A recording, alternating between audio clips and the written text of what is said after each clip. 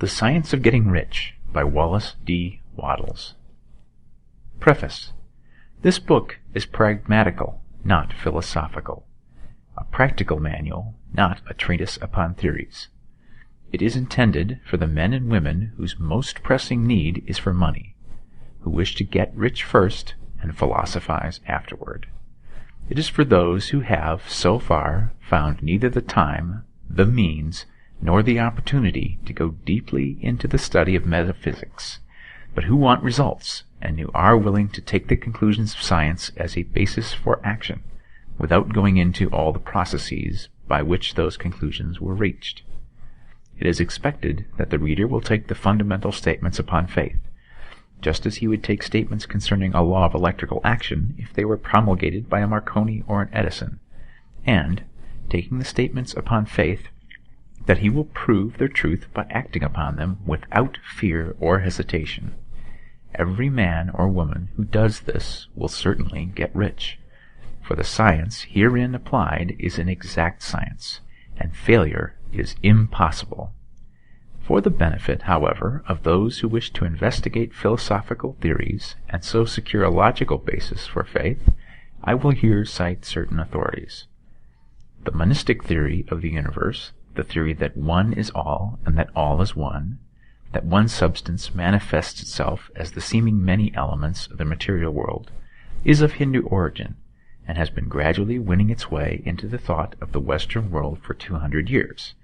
It is the foundation of all the Oriental philosophies, and of those of Descartes, Spinoza, Leibniz, Schopenhauer, Hegel, and Emerson.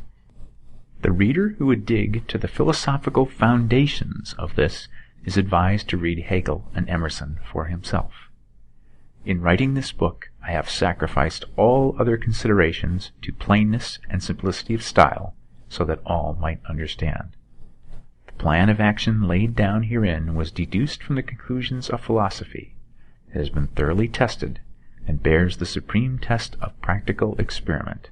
It works. If you wish to know how the conclusions were arrived at, read the writings of the authors mentioned above, and if you wish to reap the fruits of their philosophies in actual practice, read this book and do exactly as it tells you to do. Chapter 1. The Right to be Rich. Whatever may be said in praise of poverty, the fact remains that it is not possible to live a really complete or successful life unless one is rich.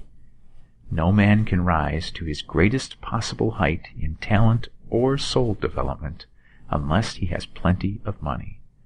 For to unfold the soul and to develop talent, he must have many things to use, and he cannot have these things unless he has money to buy them.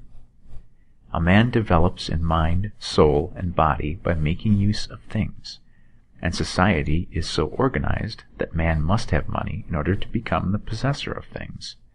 Therefore, the basis of all advancement for man must be the science of getting rich. The object of all life is development, and everything that lives has an inalienable right to all the development it is capable of attaining.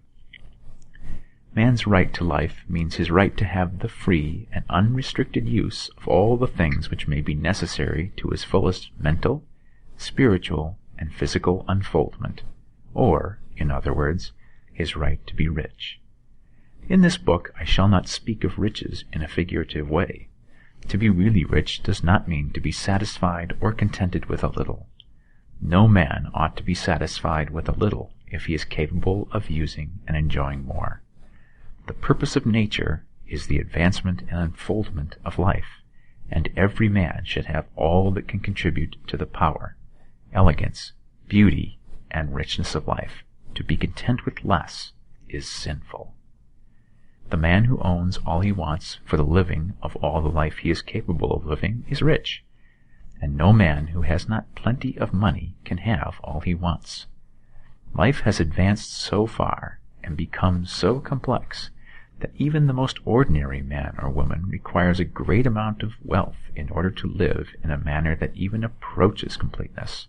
Every person naturally wants to become all that they are capable of becoming. This desire to realize innate possibilities is inherent in human nature. we cannot help wanting to be all that we can be. Success in life is becoming what you want to be. You can become what you want to be only by making use of things, and you can only have the free use of things only as you become rich enough to buy them. To understand the science of getting rich is therefore the most essential of all knowledge. There is nothing wrong in wanting to get rich.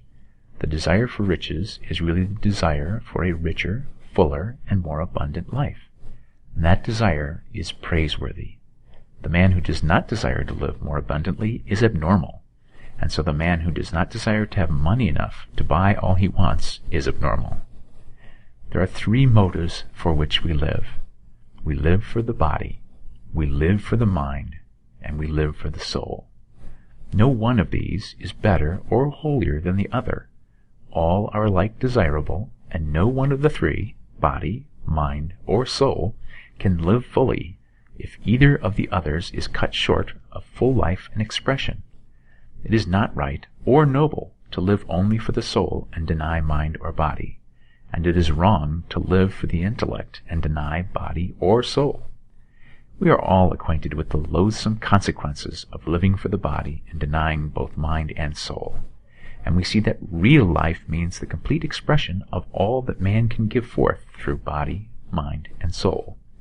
Whatever he can say, no man can be really happy or satisfied unless his body is living fully in every function, and unless the same is true of his mind and his soul. Wherever there is unexpressed possibility, or function not performed, there is unsatisfied desire.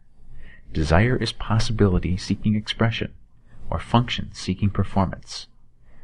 Men cannot live fully in body without good food, comfortable clothing, and warm shelter, and without freedom from excessive toil. Rest and recreation are also necessary to his physical life. He cannot live fully in mind without books and time to study them, without opportunity for travel and observation, or without intellectual companionship. To live fully in mind, he must have intellectual recreations, and must surround himself with all the objects of art and beauty he is capable of using and appreciating. To live fully in soul, man must have love, and love is denied expression by poverty.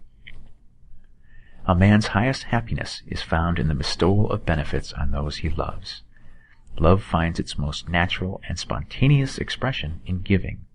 The man who has nothing to give cannot fill his place as husband or father, as a citizen, or as a man. It is in the use of material things that a man finds full life for his body, develops his mind, and unfolds his soul. It is therefore of supreme importance to him that he should be rich. It is perfectly right that you should desire to be rich. If you are a normal man or woman, you cannot help doing so. It is perfectly right that you should give your best attention to the science of getting rich, for it is the noblest and most necessary of all studies. If you neglect this study, you are derelict in your duty to yourself, to God, and humanity, for you can render to God and humanity no greater service than to make the most of yourself.